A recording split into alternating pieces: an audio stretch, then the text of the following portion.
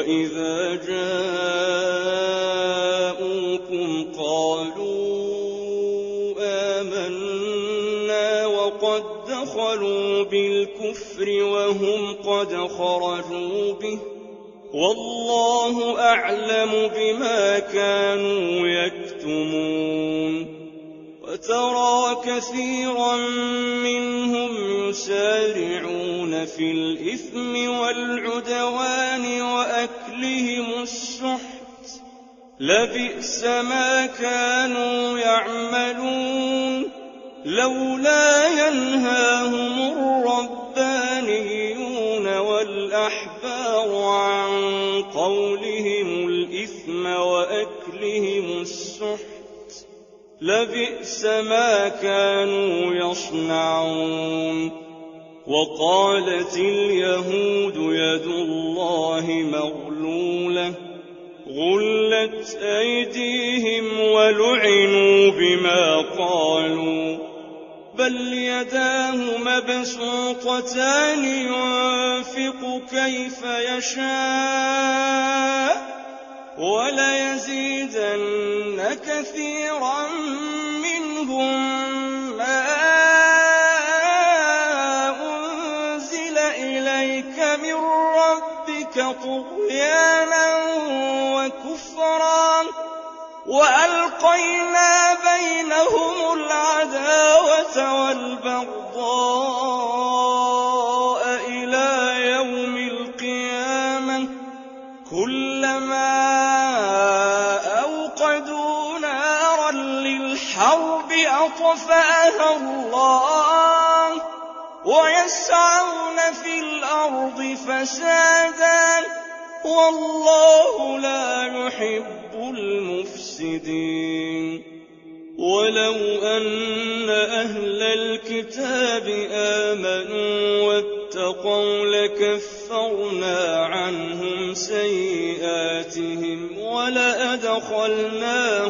جنات النعيم ولو أنهم أقاموا التوراة والإنجيل وما أنزل إليهم من ربهم لأكلوا من فوقهم ومن تحت أرجلهم منهم أمة مقتصدة وكثير منهم ساء ما يعملون يا أيها الرسول بلغ ما أنزل إليك من ربك وإن لم تفعل فما بلغت رسالته والله يعصمك من الناس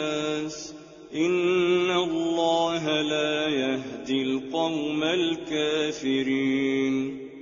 قل يا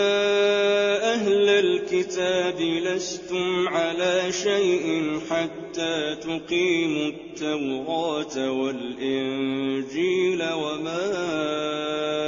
أنزل إليكم من ربكم وليزيدن كثيرا منهم ما أنزل إليك من ربك طغيانا وكفرا فلا تأس على القوم الكافرين إن الذين آمنوا والذين هادوا والصابئون والنصارى من آمن بالله واليوم الآخر وعمل صالحا فلا خوف عليهم ولا هم يحزنون لقد أخذنا ميثاق بني إسرائيل وأرسلنا إليهم رسلا كلما جاءهم رسول بما لا تهوى أنفسهم فَرِيقًا كَذَّبُوا وَفَرِيقًا يَقْتُلُونَ